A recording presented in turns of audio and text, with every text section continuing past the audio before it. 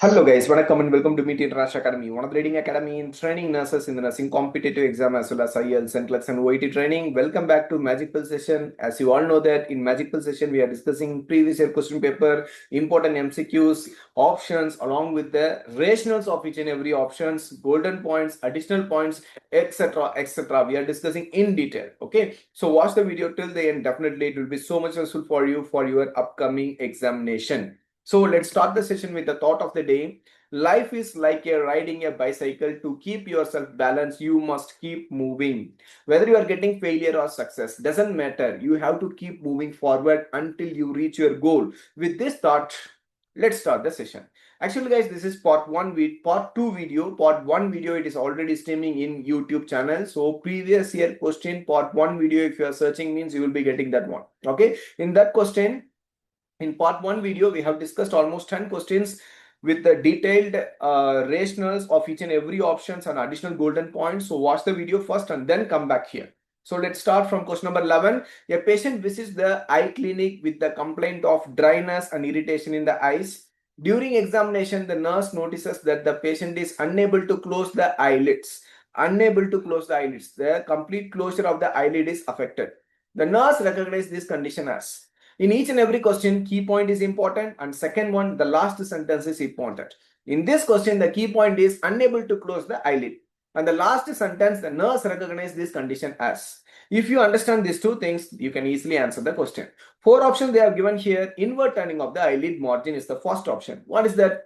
Inward turning of the eyelid margin. It is also called as entropion. I will be showing the image, don't worry. Entropion, that is inward turning of the eyelid margin. This eyelid margin is turned inward. The eyelashes which is present in the eyelid margin will be growing inside. Okay, that is called as entropion. Okay, and second one, outward turning of the eyelid margin. It is also called as ectropion. The eyelashes, it is protruded outside. Okay, that is called as outward turning or ectropion. Drooping of the eyelid in Horner syndrome, myasthenia gravis, multiple sclerosis. You can see ptosis. Ptosis is otherwise called as drooping of the eyelid. Okay, so partial closure of the eyelid. Okay, but here in this question they asked unable to close the eyes, that is eyelids completely. Okay, so unable to close the eyelid is this also called as inadequate closure of the eyelid. Okay, so first 2 options directly you can eliminate because that is not related to this one. But third and fourth option, these 2 things are confusing, right? Here if they are giving some disease condition, right? Horner syndrome, myasthenia gravis, multiple sclerosis, that time even, that time we can consider as what? Drooping of the upper eyelid. But here they doesn't mention anything, just they have given unable to close the eyelid completely. That time we can think about what? Inadequate closure of the eyelid. Okay, right? So here, the right answer is option D, inadequate closure of the eyelids. See, as I mentioned already, entropion, ectropion, ptosis, right? So these other names is also very important for your exams. Okay, these are all the additional golden points. Okay, so for inadequate closure of the eyelid, the other name is also there. That is called as what? Lag ophthalmos. Lag, L-A-G, lag ophthalmos. You can see here, this inadequate closure of the eyelid commonly seen in the Bell's palsy. Okay, fine. So this inadequate closure of the eyelid is also called as lag ophthalmos. Inward turning of the eyelid margin also called as entropion. Outward turning of the eyelid margin, ectropion. Drooping of the eyelid, ptosis, right? So these are all the additional points you're supposed to remember. Let me show you the image-based vital points also. This is called as what? Entropion. In image-based question, they can ask like this. In this entropion, you can see eyelid is totally in inward direction. Eyelashes is growing inward. That is called as what? Entropion. Ectropion, just opposite to entropion. This is extropion. You can see the protrusion of the eyelid margin and also the eyelashes are protrudedly going outside. Growing outside. Okay. So just opposite to entropion is ectropion. Both are related to the condition related with eyelid margin. Okay, and ptosis, you all know that falling of the upper eyelid, just partial closure of the upper eyelid because of some nervous disorder. Okay, so in these conditions, these are all the additional golden points you're supposed to know. Okay, fine. So the next question is, in a severe obese patient is admitted with the breathing difficulty, daytime sleepiness and low oxygen level. See, severe obese patient, This patient is having breathing difficulty, daytime sleepiness, and low level oxygen. The patient also has cardiopulmonary problem and hypoventilation. Which condition is most likely present? This is the question. In this question, I have highlighted the key points. Most of the students demanded for the key points. That's why I have highlighted the key points. Okay. Severe obesity is the first key point. Because of the severe obesity, the patient is suffering from breathing difficulty, excessive sleepiness, low level of oxygen, and there is a risk for developing cardiopulmonary problems and hypoventilation. All these problems, why it is developing? It is because of what? Severe obesity. Because of severe obesity, these problems are developing. So, if this statement is present in the question, what is the right answer? Klinefelter syndrome? No, it is not at all related to the question. Klinefelter syndrome is totally different. That is a chromosomal disorder. XXY, one extra chromosomes, one extra X chromosomes will be there in the Klinefelter syndrome, right? Fine. And Eisenmenger syndrome. Eisenmenger syndrome, it is a congenital disorder which is causing cardiopulmonary respiratory problem. That is cardiopulmonary problems. Eisenmenger syndrome is causing the cardiopulmonary problem, but it is a congenital disorder. It is not happening because of severe obesity. Understand? Right? The etiology is different in Eisenmenger syndrome. Right? And Tourette syndrome, it is a abnormal movement disorder. Okay? It is also called as tic disorder. TAC, tic disorder. Abnormal involuntary movement of the body. Right? And Pick-Vikian syndrome. What is Pick-Vikian syndrome? Yes. So this is the right answer. In Pick-Vikian syndrome, severe obesity. Because of the severe obesity, patient is suffering from breathing difficulty, cardiovascular problems. Right? So that statement is called as what? Pick-Vikian syndrome. So here the right answer is what? Option D, that is Pick-Vikian syndrome. Okay, it occurs in severe obese patient causing poor breathing, sleepiness, low level of oxygen, causing the risk of cardiopulmonary problems. Okay, why other options? Clearly I have mentioned here. Just pause the video and check it out. Klinefelter syndrome, extra one X chromosomes will be there. It is a genetic disorder. Eisenmenger syndrome, yes, cardiopulmonary problems will be there, but the etiology is different. That is congenital heart defects will be there. Congenitally cardiopulmonary problems will be there. And Tourette syndrome, also called as tic disorder. Here there is involuntary movement of the motor and vocal tics. Okay, and the last one is Pick-Vikian syndrome is caused because of severe obesity. Okay, so based upon these rationals and golden point, the right answer is going to be what? Option D, that is Pick-Vikian syndrome.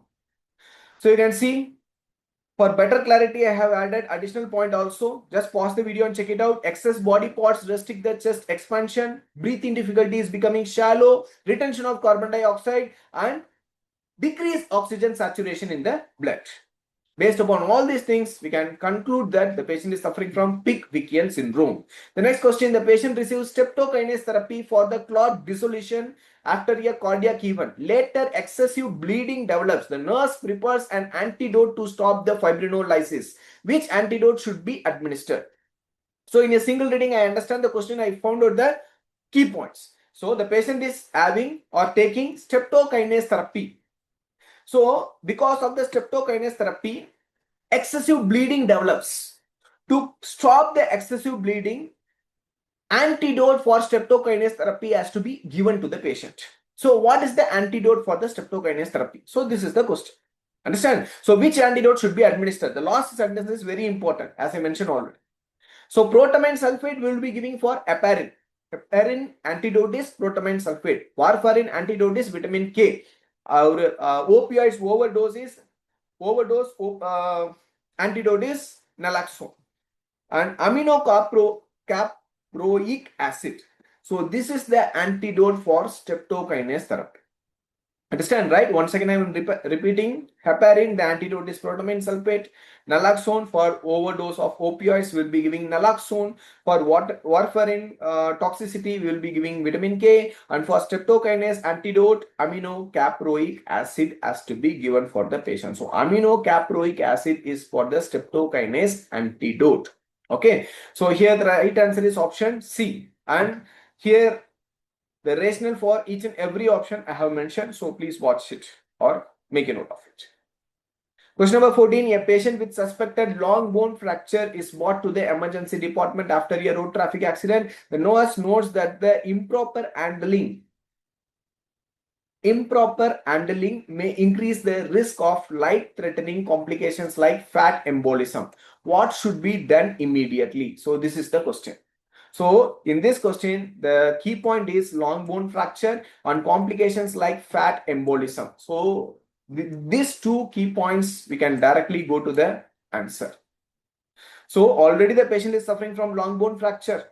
If there is a long bone fracture, definitely that complication will develop like what? Fat embolism. To prevent the fat embolism, what we supposed to do? We have to immobilize the patient.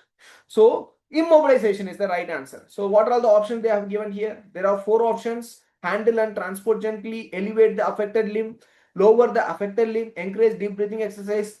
Option B, C, and D, it is not a priority one. Understand? So which has to be given priority? The option A has to be given priority. First, we need to immobilize the affected limb. After that, we can encourage deep breathing exercise and elevate the affected limb, but we will not lower the affected limb. Okay, right? So first, immobilize the affected part, shift to the hospital, and if the edema develops, further elevating the limb, deep breathing exercise, all those things they will be doing. But the first and foremost thing what we supposed to do here is handle and transport the patient gently without mobilizing. Immobilizing is the first priority. So for this question, the right answer is going to be option A, handle and transport the patient gently. Understand? So the next question, question number 15, a patient suddenly develops severe shortness of the breath, chest pain, restlessness, anxiety after prolonged bed rest. So this is the key point. The nurse suspects a sudden blockage in the pulmonary circulation. Second key point, sudden blockage in the pulmonary circulation. That's why shortness of breath, chest pain, restlessness, anxiety, everything is happening. Which condition is mostly related to this question?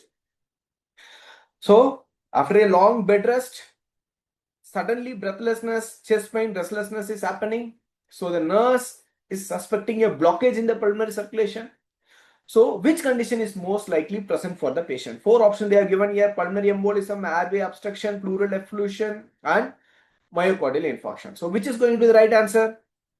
Here the right answer is going to be option A, pulmonary embolism. See, clearly in the question they have mentioned that sudden blockage in the pulmonary circulation. See, sudden blockage, how it will happen? It happened because of the embolism. Understand? Whereas airway obstruction, see, airway obstruction will cause breathing difficulty, okay, but it will not cause any problem with the pulmonary circulation. In the question they clearly mentioned pulmonary circulation, so we have to think about what? Pulmonary embolism. What about pleural effusion? It is totally different concept. Accumulation of the fluid between pleural and visceral, parietal and visceral pleura. Okay, so this is the lungs. Okay, so in between the parietal and visceral pleura, what will be accumulating here? Fluid will be accumulating. If the fluid is accumulating between the parietal and visceral pleura, that condition is called as what? Pleural effusion. Understand? Here the pulmonary circulation is not affected. The next one is myocardial infarction. When there is increasing in the oxygen demand for the myocardial cells, that time angina pain will be there. That is called as myocardial infarction. Here also the pulmonary circulation is not affected. So at last, which is affected here? The pulmonary embolism is happening. Because of the pulmonary embolism, pulmonary circulation is affected. Clear, guys? So each and every points I have explained clearly in the rationale. So just check it out. Okay. The question number 16, a patient with uncontrolled high blood pressure is advised dietary modification. The doctor prescribed a rice fruit diet to help to reduce the blood pressure. This diet is known to be mainly prescribed for. So here the key point in this question is right fruit diet to reduce the blood pressure. Okay. So to reduce the blood pressure, naturally rice fruit diet has to be administered, but this diet is mainly given for which disorder? Which disease? Hypertension, diabetes mellitus, constipation, peptic ulcer. See, as you all know that for a hypertensive patient, we are giving what? Dash diet. DASH diet. Dash diet. Okay, fine. So diabetes mellitus, carbohydrate, we will be decreasing the carbohydrate. So carbohydrate low diet or carbohydrate free diet will be giving for the diabetes patients. Constipation, fiber rich diet. Peptic ulcer, bland diet, right? But what about the rice fruit diet? See, rice fruit diet, it is also given for the patient who is suffering from hypertension. The rice fruit diet, it is also called as what? Kempner's rice fruit diet. Understand, right? So Kempner's rice fruit diet also given for hypertensive patient, but it is a natural one. It is not compared with the DASH diet. DASH diet is a standard one for the hypertensive patient, but you can give with the Kepner's rice fruit diet also. In the next slide, I will be comparing both Kepner's diet and DASH diet. Okay, fine. So these are all the other options. Diabetic mellitus patient, controlled carbohydrate diet has to be given. Constipation, fiber-rich diet, peptic ulcer, bland diet, and for hypertensive patient, Kepner's rice fruit diet has to be given. The next one, Kepner's rice fruit diet, it consists of low in sodium, low in fat, easy to digest, and it consists of potassium and carbohydrates. Understand, right? So this is the comparison between the DASH diet and Kepner's rice fruit diet. See, the important MCQ point is, see, the standard diet which is recommended for the hypertensive patient is DASH diet. It is extremely safe. Okay, it consists of vegetables, fruits, whole grains, and dairy products. And sodium limits will be there, that is 1500 mg to 2300 mg per day. Understand? Fine. What about the Kepner's rice fruit diet? Pure carbohydrate, zero fat and protein. Please make a note of it. Okay, here healthy fat and fiber, protein is present. Here pure carbohydrate, zero fat and protein is present in the Kepner's rice fruit, right? And here the sodium level is going to be 200 mg per day. Here white rice, fruits, juices, pure sugar can be given for the patient. But here the problem is the patient will go for what? Nutritional deficiency and muscle wasting. Understand, right? Nutritional deficiency and muscle wasting will be there. This DASH diet we can give for hypertensive patient, it is a standard management, but here Kepner's rice fruit diet for a malignant hypertensive patient, severe malignant hypertensive patient, we can go with the Kepner's rice fruit diet, but here this is not a recommendable diet for many situations, but the standard one is DASH diet. Understand? Then question number 17, the patient with diabetes mellitus undergoes investigation for cardiovascular risk assessment. The doctors order an inflammatory marker that becomes elevated during the tissue injury and increases the risk of coronary event. Which marker is this? Patient diagnosis is diabetes mellitus, and there is a risk for developing cardiovascular problems. So in order to identify the risk, the doctor is advising an inflammatory marker has to be tested. Okay, has to be tested. So what inflammatory marker we have to check? So this is the question. 4 options they have given here: PCR, beta natriuretic peptide, C-reactive protein, atrial natriuretic peptide. 4 options they have given here. See, you should know the rationale of each and every option. Polymerase chain reaction, PCR, usually for genetic testing we will be doing this. Understand? The next one is beta natriuretic peptide. See, beta natriuretic peptide is the one which is secreted from the ventricles of the heart, and whenever there is a overload in the ventricles, that time most commonly this beta natriuretic peptide is released in the blood. C-reactive protein, whenever there is any kind of infection, inflammation, tissue injury, that time C-reactive protein will be released. Atrial natriuretic peptide, in order to maintain the blood pressure and fluid volume in the body, right atrium is releasing the atrial natriuretic peptide. Understand? So these are all the rationale of each and every options. So for this question, the patient is suffering from diabetes mellitus and there is a risk for developing cardiovascular problems. So which inflammatory marker has to be assessed? So I have mentioned very clearly that if in case of tissue injury, inflammation, that time we supposed to check for the C-reactive protein. Okay, tissue injury, inflammation, that time what we supposed to assess? C-reactive protein. Okay, and what about polymerase chain reaction? For a genetic material, we are going to check the PCR.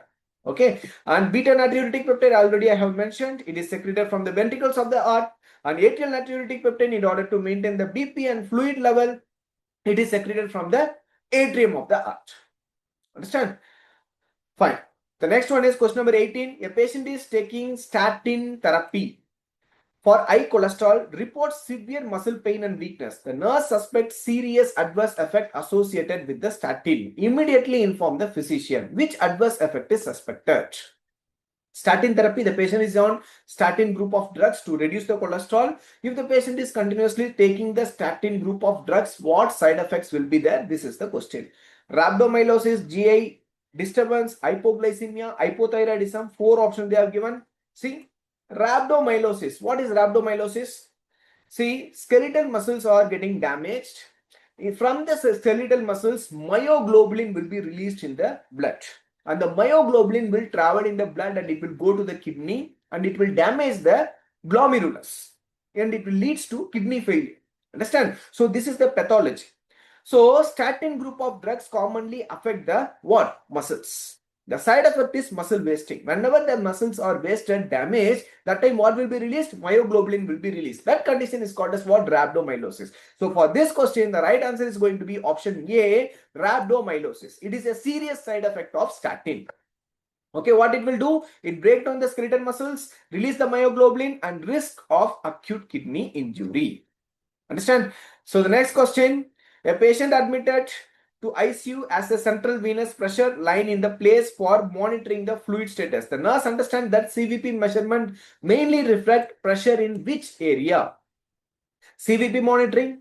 CVP monitoring is the one which is measuring which area, pressure of which area. Okay, so this is the question 4 option they have given here. Cardiac output, left ventricle, right atrium, pulmonary artery. Among these 4, which area pressure is assessed by the central venous pressure? CVP line. So here the right answer is, as you all know, that very simple question, repeatedly asked question, CVP line is the one which is used to measure the pressure of the right atrium. And the normal CVP pressure in centimeter of water is 5 to 10 centimeter of water. In mercury is 2 to 6 mm of mercury. Very important, repeatedly asked question. Okay, CVP, central venous pressure, is the one which is measuring the pressure of the right atrium, and the probe of the central venous pressure, the probe tubing of the central venous pressure, it is situated in the superior vena cava, which is near to the right atrium, and it is keep on sensing the pressure of the right atrium. Okay, right? So whenever the venous return is decreasing, that time the CVP will be decreased. Whenever the venous return is increasing, the CVP will be increased. Understand? Right? The next question. A nurse is preparing to measure the central venous pressure using a manometer. To obtain an accurate reading, the nurse aligns the zero marking with the level of right atrium. At which landmark should this be placed? See, CVP, for measuring the central venous pressure, we are using a manometer. And every time when you are checking the CVP, we have to do zero marking in the manometer. If you are working in ICU, HDU setup, you would have been known that. Before checking the CVP reading will be coming in the cardiac monitor. So in order to check the CVP continuously, we have to do the flushing of the monitor. So the flushing in the manometer, see the manometer, it will be, you can see in the image. See, this is the manometer. This is the manometer. And this is the area where the right atrium is present. So obviously we are assessing the pressure of the right atrium. To check the pressure of the right atrium through the central venous line, we need to flush this manometer. Not monitor, manometer. So to flush this manometer, to make it as a 0 point, we need to flush it. So at which angle or which place the manometer has to be kept? What is the place the manometer has to be kept? So this is the question. Manometer has to be kept in which angle or which axis? This is the question. So here the right answer is going to be what? Mid-axillary line. The manometer, this manometer has to be kept in the mid-axillary line. This is the mid-axillary line, 4th intercostal space. So this axis is called as phlebostaxis axis. What is phlebostaxis axis? You can see here very clearly. You can draw an imaginary line like this. Okay, this is the mid-axillary line and this is the center point of the right atrium. If you are drawing the line like this is the mid-axillary line and this is the 4th intercostal space. 4th intercostal space. So 4th intercostal space, imaginary line, and mid-axillary line, imaginary line, together this area is called as what? Phlebostaxis axis. So parallelly to this phlebostaxis axis, what we supposed to keep? We have to keep the manometer and we need to flush the manometer. So here the right answer is going to be where the manometer has to be kept. It has to be kept in the mid-axillary line, fourth intercostal space. Also, this area is called as phlebostaxis axis. Understand, right? So these are all the important previous year questions, guys. Okay, so again, this is part 2 video, part 3, 4, 5 video continuously it will come. So keep watching the channel e-nursing Metier YouTube channel, and from the Metier side, keep on, we are supporting to the students. We are discussing very important MCQs like this, and also the classes are keep on running in Pondicherry as well as in the Delhi branch. If you want to clear the exam in the first attempt, please join us and clear the exam in the first attempt. So thank you very much for watching the video. If you have any doubts anywhere, you can drop your message in the chat box. Thank you very much for watching the video, and all the best for your upcoming examination, guys. Thank you.